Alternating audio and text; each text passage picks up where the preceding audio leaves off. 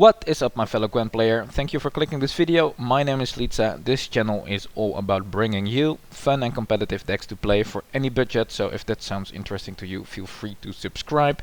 This video is part of a series where I cover all budget decks created by Wusubi and Hippopotamus for Team Leviathan Gaming. The guys at Team Leviathan Gaming finally saw the light and refer to the last guy as Hippo now on their website, so all my pronunciation efforts have been in vain. But hey, let's talk about their budget deck, which can help you get started with Northern Realms. So, Northern Realms, I love this faction, and I think I've played the Northern Realms more than any other faction on the ranked ladder. I do admit that this in fact made it a bit rough for me to objectively look at this deck. I'm just used to having more and stronger win conditions because I've played the faction so often and stuff like that, but we will get to win conditions in a minute. On the other hand, I do believe I have a fairly good grasp on how the deck works, so let's dive in. Northern Realms usually wants to play longer rounds so their engines can reach maximum potential. So what you usually want to do is win round 1 and then drive past round 2 and play a long round 3. Either do that or pass early on round 1 and then play 2 long rounds after that to win the longer rounds after that. So let's have a look at the ways this deck has to accomplish that. The first tool in our toolkit is our leader ability, Uprising. You can use this to boost your valuable units or units that benefit from being boosted, such as Trident Infantry or Anna Stranger. But the last charge also summons a Lyrian Scytheman. The Scytheman gets boosted by the amount of units that are boosted, which can rack up a lot of points at the end of the round. And apart from the leader ability Visgard, here you are. Visgard also greatly benefits from having as much boosted units as possible and gains a charge for each boosted unit on your side on the board. Back in the day this guy had Zeal, and now you need to wait a turn before you can use his active, so keep that in mind. And the good thing is you usually want to wait until you have a lot of boosted units, so hopefully your opponent will already have used all of his removal. So you can use Visgard for a big swing. Just make sure you don't waste his ability by playing him right before passing, which honestly I did quite a lot. There's a few cards that provide us with ways of boosting a lot of units, and one of them is our great grandma Nenneke. The card text speaks for herself, and another card that functions basically in the same way is Prince Stennis. Boosting one unit by 4 power is almost never the best play to make unless you are using it on a stranger, so use your charges wisely. And where Nenneke can boost any unit 4 times, Stennis does need to target 4 different targets. So you select 4 different targets, then his deployed ability goes off, so keep that in mind. You want to have at least 4 units on the board before you play him. And Nenneke is more flexible in that regard, so Nenneke can proc a single Trident Infantry 4 times, for example. So you might be asking, Slitsa, how do we get enough units on the board to provide enough targets for Stennis and Nenneke? Well, if you're not a subscriber, at least that is what you should be. If you're not a subscriber, click the subscribe button now, by the way. But Karak Frigate is capable of winning a long round on its own, let alone paired with some boosts and a Lyrian Scytheman or Visgard. It is very important not to waste this card or throw it into removal. It's usually a good idea to play some fodder first to bait out removal and locks from your opponent. So there is one more way to win a preferably long round, and that's the booster package, which consists of Anna Stranger, which is arguably the strongest card in the deck. Maybe even of the faction. Well, that's another discussion. But this is a very strong card, which you want to boost. So she boosts targets adjacent to herself instead of just one on the side. There are 2 Temerian Drummers, which are also great to bait out removal before you. These cards are available, but they are not irreplaceable, if you know what I mean. Sometimes if you get one charge out of these, they already did enough to win you the round, and you can combine their effects very effectively with Trident infantry. If you like what those guys do, by the way, you might want to craft this guy, Nathaniel Pastodi. They do the same as the Trident infantry, but they apply a bleed for 2 turns instead of doing a single damage ping. So it's really a great card. But that is the boost package, which works great with Visigurd and our leader ability as well. The package is supported by the slightly awkward Radovitz Royal Guards. They are mostly in the deck to provide some consistency in the buffing department, mainly for Anna Stranger, but they are honestly high on my mulligan away list. The Blue Stripes Commandos are high on my throw for the wolves to bait out removal list.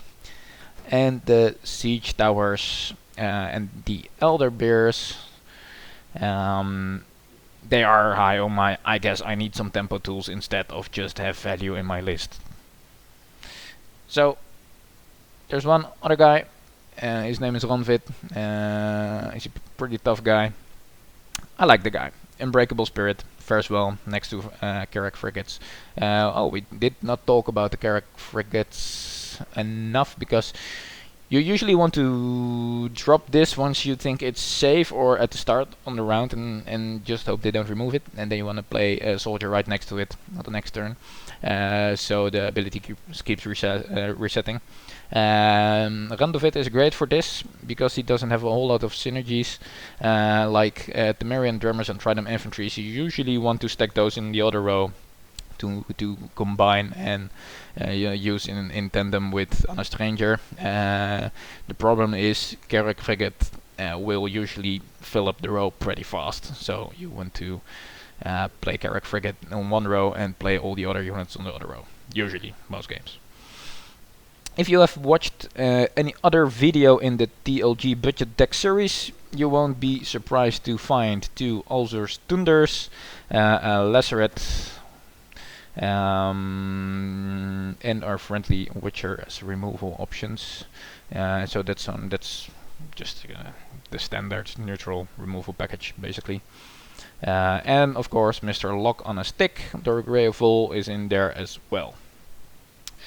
I do think Thunderbolt is a bit overrated. Usually he is in the list. I do think it's an incredibly unsexy card to put in any deck. I think its proficient costs are on the high end, but it's part of the standard collection, so you start out with it. And honestly, if you put him in any list, let it be this one, as he is often useful with boosting high value engines like Anna Stranger, Temerian Drummers, Carrack Frigates, etc. etc. If you have any cool golden Northern Realms cards, like you bust open some kegs, or even neutral legendary cards, you can just put them in and take out a Royal Guard, if you ask me, or maybe an Elder Bear. That would be the 2 cards I would get first. You probably will have more fun playing with your shiny new toys anyway, and we have still some provisions left to fill up. But I will obviously not do that, as I intend to show you the budget version of the deck. So let's take the deck for a spin.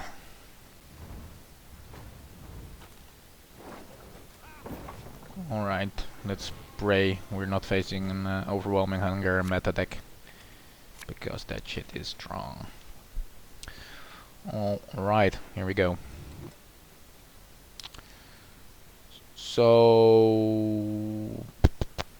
what do we have here? We don't have a whole bunch of synergy with things that receive a boost, so I would like to see more of that. Like, this is great against monsters, this might kill an engine, I don't like this.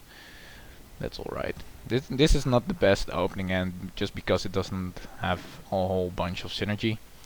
It has decent tempo tools, and the Carrack Frigate is obviously a very good card to have. I'm just going to drop this. Like, we might consider using our uprising charges to win round 1. Or we could also pass early and concede round 1 and try to win along our round 2 and 3. So we must be very careful with what resources we use here. I want to play this guy because if you get the order off you, it has some deck thinning, so you will take this guy out of your deck, so you have a bigger chance to draw into your Ana or your Viscard or whatever.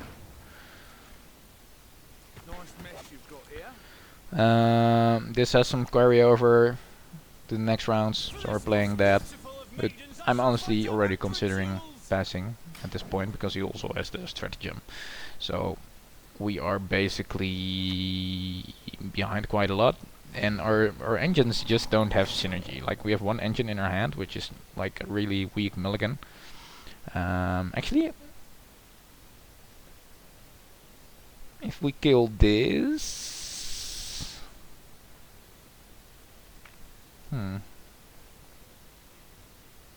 If we kill this, we're ahead.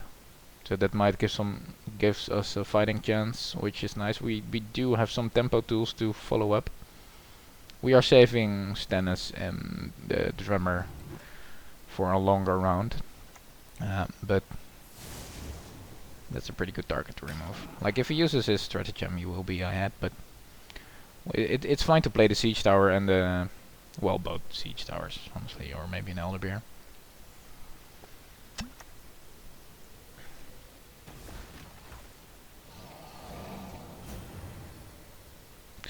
Like, if we pass now, we are 1 card up. So then we will probably get a free round 2 because he will dry pass, and then we can enter a reasonably long round 3. It's actually not a bad scenario. Let's go for that. Because the siege towers will just take 3 turns to reach full potential, and monsters can play higher tempo than we can with the Elderbeer. Like, we can't beat him with playing 6 or 7 points a card. He will just outvalue us. So this is great.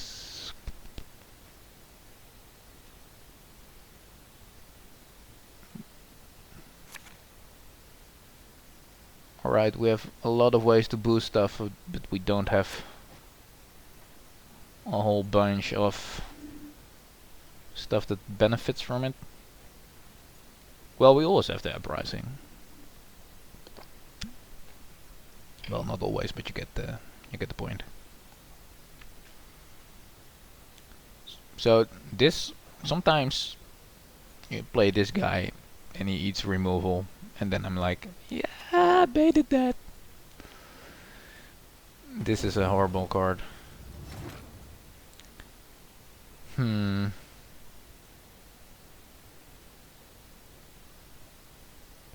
But I think we might kill it off anyway, because he has ways to trigger his Death Wish without killing the card. And if he kills this twice, it's just, we're done. Like, if he procs it and the Death Wish ability.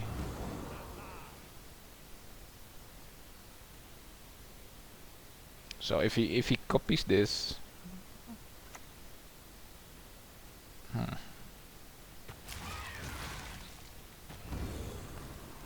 Alright, 1 charge. Well, let's start doing some things.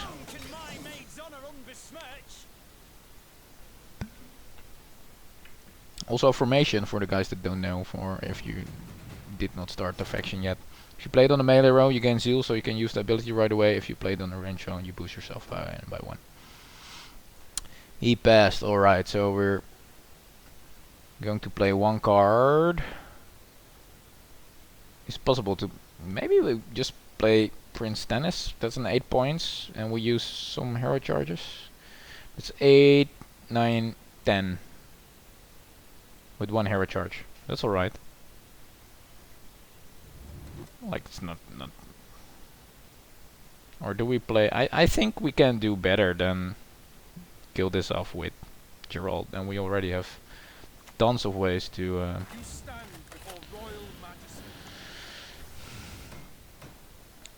boost stuff, so I don't think we need more ways to boost even more stuff. Like we still have Anna Stranger, 2 Temerian Drummers with Nenneke. We still have charges from our leader ability, so Stennis is redundancy.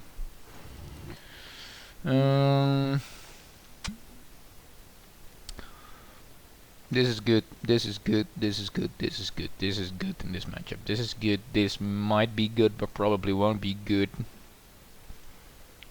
We could open with this. This is just meh. This is equally meh. That's... I like that.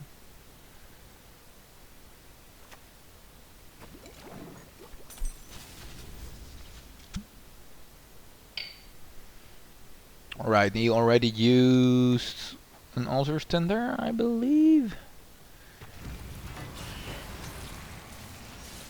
No, I did use 2. No, he used 1. So he has 1 Altar's Tender and maybe that card that does 6 damage. So we are going to get this going, and I need to be patient.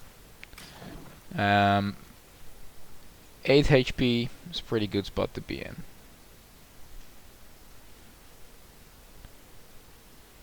Like he can't kill it with 1 card, probably. So if we're playing a soldier, we will spawn...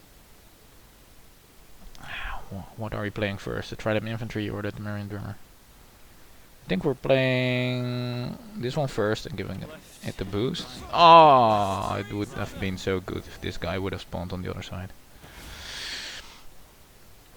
This is one of the harder parts of the deck. Like you need to put a soldier on the left side of it. Maybe I should have opened with the Temerian Drummer and then that would have spawned Ronfit and then I could have played the frigate right next to it. But if Ronfit would have spawned on the same row as the Temerian Drummer, that would not have been the best play.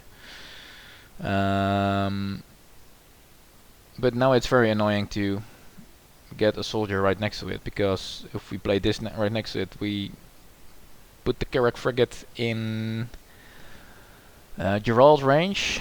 Actually, this might be a good Gerald target.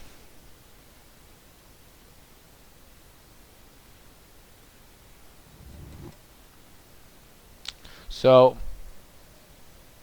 we are basically taking a gamble that he won't play a defender if we don't play this now. But I think we'll see a bigger... That's very inaudible. I want to get this to 6 to get out of Ulcer's Thunder range. Like, if he does 6 damage, that's... I don't know. Not the best, not the worst. Like monsters go dull. They really do. Actually, this was a misplay. I should have played Anna right next to it and then played the Trident Infantry right next to Anna Stranger and Temerian Drummer. It would have been better. I need to play this here because we really need to get this reset thing going. Because we really need to spawn some volunteers. Oh, there we go. Alright, we will not get a lot of value out of this guy. Like, the Skyman is not a soldier, right? The Skyman is a soldier. Oh my god. I didn't realize that. That's pretty cool. That is pretty dope.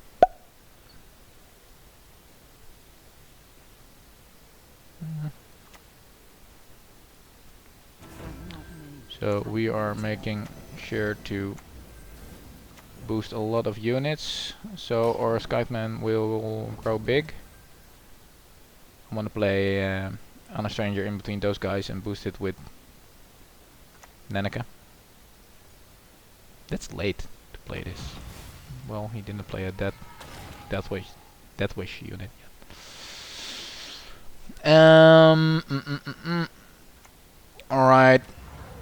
So now we do have a shit ton of boosted units, so that's a large Scytheman, and this resets, which is nice. And we got this going, and the Trident infantry will deal 2 damage a turn, so that's nice.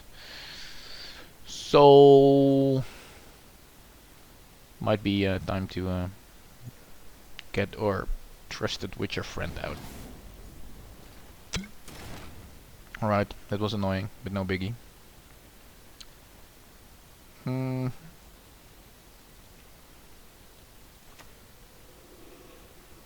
want to use Geralt on this,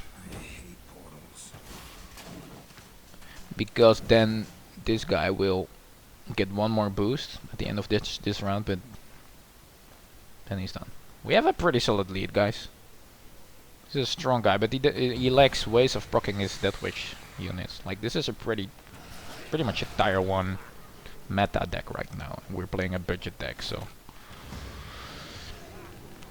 Alright. All on the same row. That's great. Still has 2 overwhelming hunger procs yet. I think we're good. Are we good? Depends on if he has a Death Wish card. Oh, luckily he can't finish his scenario. Alright. Sweet. So he goes up to 48. No, I'm miscalculated. But hey, who needs math in this game, right? Who needs math? Alright, we beat a tier 1 meta deck. Meta deck. I keep saying meta deck. Oh man. It's Friday. Ready for the weekend. Hopefully with lots of Gwent. Alright. Nilfgaard is about to shut down our beloved engines with the power of the eternal sun. Obviously we are mulliganing 1 blue stripes command. Oh wait, pardon me.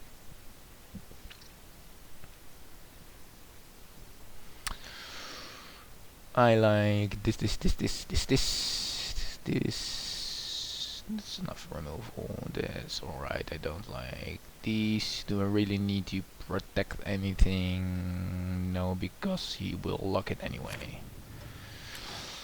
We do have a lot of removal on hand, which is actually kind of nice because Nilfgaard is a pretty reactive faction. So if you can take ways away for him to gain power, he usually can't do much. Like, he can only react to our plays. I don't want him to get a whole lot of value out of this. Goodbye.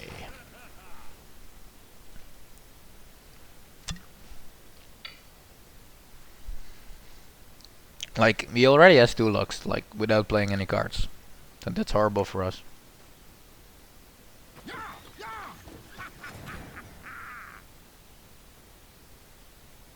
Maybe we're killing this too. I think we are. And then we'll try to bait out his locks with the Royal Guards. Then with the Blue Stripes Commando, which well, it would be nice if it would go off, but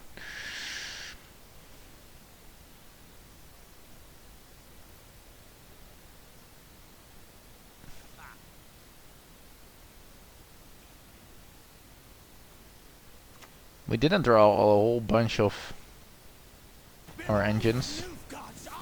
Just deploys, Zeal. Not too shabby. Not shabby at all. Not too shabby at all. Watch closely. You might just learn something. No audiences. Who's down today?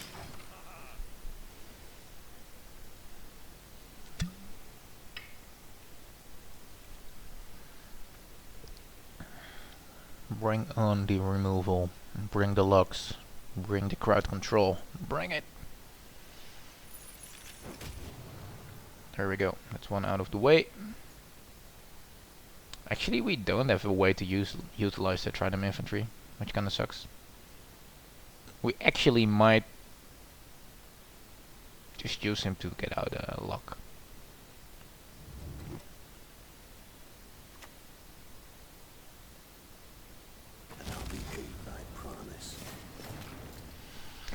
Alright. Probably going to lock this as well.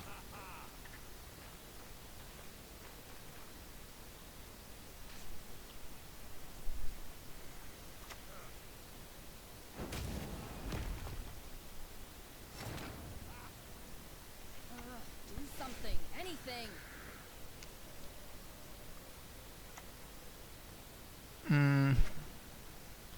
Like this has crew, so if we play 2 soldiers and play it in between, it will not take 3 turns, with what actually might Watch come in closely. handy this Learn something. round. Shut up. How does this work?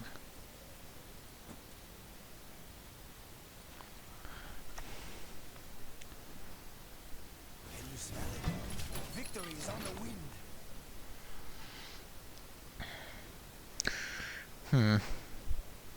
So I am willing to play the Siege Tower Prince Tennis, which might actually boost the unit by 4. And maybe we can still deal with Geralt.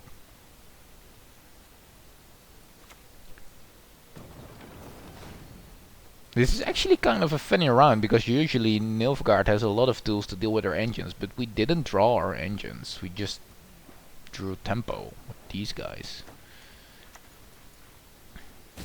Alright, I should have played around that. No, I could not play around that because of that crew. Crew directly plays into treason. Oh god. So we can swing for 14 points. Let's swing 14 points. Your turn.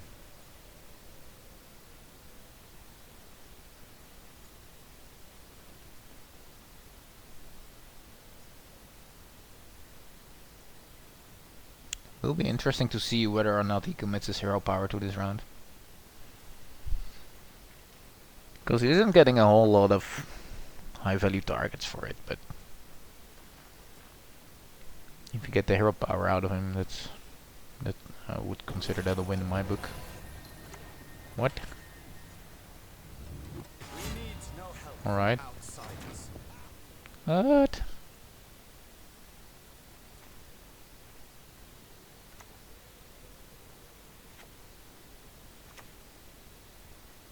You stand before royal majesty.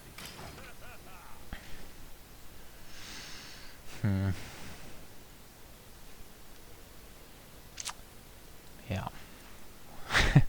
We're getting 2 leader abilities out of him this round. This is a really cool card, by the way.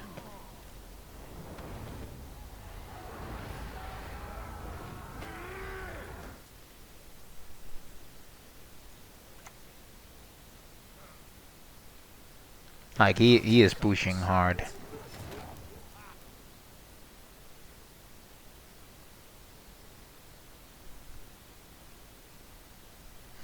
I think honestly we have a chance. Like if he uses his leader ability and we do too, we might win. For this most beautiful of maidens, I shall fight 100 duels. Do I use our leader or hero power now? I keep saying hero power. Screw me. Do we use this on Trident infantry? No, I do not think so, because he has a lot of armor going on.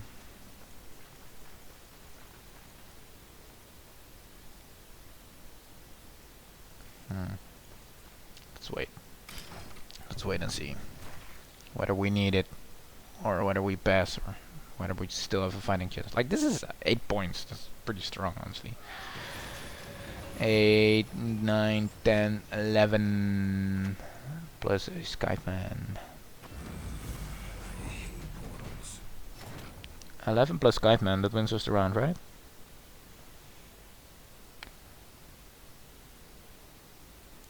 Yeah, this is 8 points. 9, 10, 11, 12, 11, 12, 13, 14. Yeah, we got this. We got this. Again. Do we need all charges? 3 more, that's 6 more. No, we don't even need all charges, so I don't need to boost. Let's try them infantry. No, we do! We do, because of the bleed stack. Oh, that's annoying. It's actually pretty close, but hey. It's alright. Use his hero, his leader. Sorry guys, I played a lot of Hearthstone. Keep saying hero power. Let me know in the comments below if you played Hearthstone 2 and what did you play back in the day, and why are you playing Gwent now? Like, I have some ideas about why I am playing Gwent now. We already played this guy, so he's no,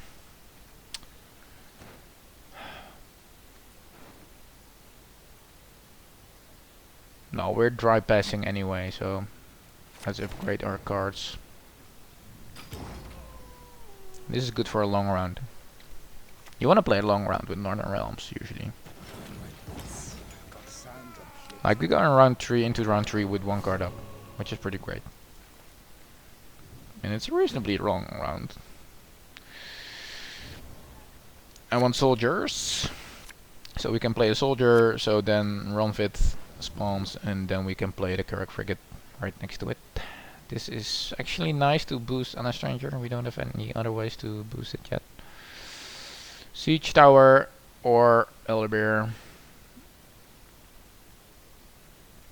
Like on a long overtime Siege Tower is more points, but I prefer to play this first, so this will go pretty late. That's interesting. Alright, I get a soldier. That's nice. Keep your distance. Aim for their knobs. Sure. We could actually lock that right away. Like, that's 4 points. Can we lock something later that's worth more points? It doesn't have armor, so never mind. Maybe we should open with this. If he removes it, we just put down another one.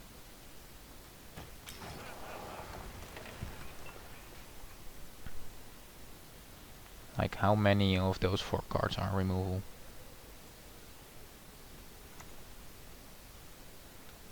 Probably none.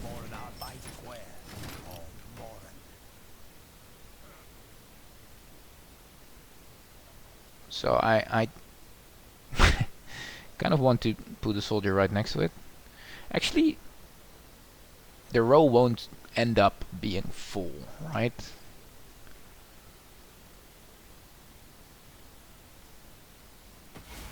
So we can do this, right? Like, if he... No, that's bad. Like, we should put at least 2 soldiers in between it. Like, if he kills this with just 2 damage, then both are disabled, which would really suck. And this is very cool, because now we can put the other Carrack Frigate right next to it, and then put a stranger over here. And then put a lock right next to Anna on the other side, and then boost her to get another power out of her. All planned. Screw you with your spying stuff. My face, Your Majesty, must remain covered now. We will just drop another one.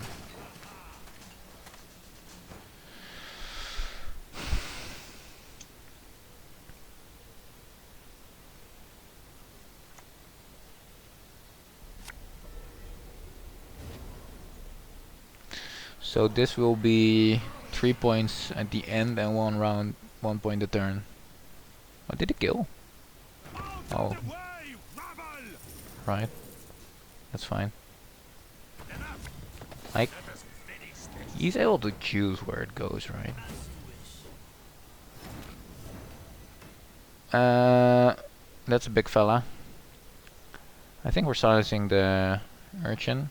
This is 1 point a turn. This will be 1 point a turn, but not before we drop Anna.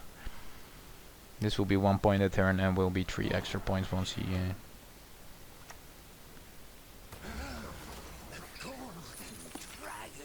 Alright, that feel. Fuck. I make this mistake way too often. I always forget that lock is a status. It's one of the Hearthstone back in the day things. Well, probably got this anyway. Alright guys, we're on a roll.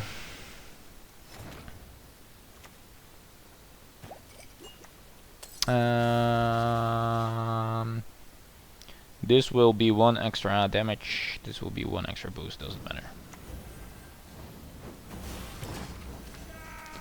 Alright, that's 2 in a row. It did not take long to record 2 wins this time. Not that I never show losses, but it's more fun to show decks that work out. It's more fun to show when a plan comes together. I love it when a plan comes together. Let me know if you watch the A-Team. Brilliant stuff. If you're from my age, you probably know that. So that was the Northern Realms Team Leviathan Gaming starter deck for you guys. Just like the Nilfgaard deck, there is something this deck does really well, and that is give you a taste of what it is like to play Northern Realms. It does give you a taste of what it is like to have powerful engines, to win longer rounds, and how to protect those engines, as well as how to play around the weaknesses of the faction. Such as a short round 2 or getting bled in there. In my eyes, it does have some redundancy as far as boosting different units goes. And I was actually kind of surprised Wasubi and Hippo did not put 2 Lyrian Skytemans, which we can already drop with our hero power as well, or leader ability. Like those guys, because they synergize really well. But credit where credit is due, because they did put those in the first upgrade path on their website. So the deck does a great job in providing the conditions for your leader ability and Visitor to shine. Another thing I noticed is that the deck has a few win conditions for longer rounds, but when your opponents deal efficiently with like your Kirak frigates and a stranger or other things that gain value over time, you are often fucked. But hey, can't have it all for a few hundred scraps, because then there is just like putting a defender in there will just make the deck like way more expensive. So it's understandable. It's something we will just have to deal with, and honestly, it's just something that makes you learn the faction pretty well, I suppose. So, yeah, you basically can't have it all for a few hundred scraps, and the upgrades are really there. I already showed you a few at the start of the video. Like the upgrades for the deck are powerful, and they are waiting for you to be crafted. So if you like the playstyle of this deck, it's probably a good idea, reasonable idea to craft some upgrades, and you'll probably have fun with that as well, because it won't change the playstyle that much. So, should you play this deck? I would say yes. The deck is fun. It's a great introduction to the faction, and if you enjoy keeping your engines safe and getting the most value out of them, and being strategical about that, you will most certainly enjoy the more expensive Northern Realms decks as well. Just don't let it get to you if you only face Nilfgaard on the ladder that shuts you down like super hard, since that can be frustrating and anti-fun, but then again, we just won a game versus Nilfgaard, so and that faction isn't even overly present in meta at the moment. I believe Nilfgaard is like the least played faction at the moment on ranked ladder, so it's probably a great time honestly to start out with the Northern Realms. So, I put a link to the Gwent deck library in the description below. Definitely give the deck a spin and let me know how it works out for you. Also make sure to check out the other budget deck videos I put out and show me some love in the form of a upvote on the Gwent deck library and a like and a subscribe on YouTube, so you do not miss out on the last video on the series, and that is the Skellige budget deck, which is coming up. I already play tested the deck a bit and it was super fun to play as well. So stay tuned for that, and also please let me know what kind of videos you guys would like to see once I am done with the budget decks. I could showcase all the upgraded versions, but that would be just a bunch of meta decks for each faction, so that might be kind of boring and content that is already out there. So anyhow, let me know in the comments below what you would like to see next. For now, stay healthy, stay safe, upvote, subscribe, and I will see you guys in the next video.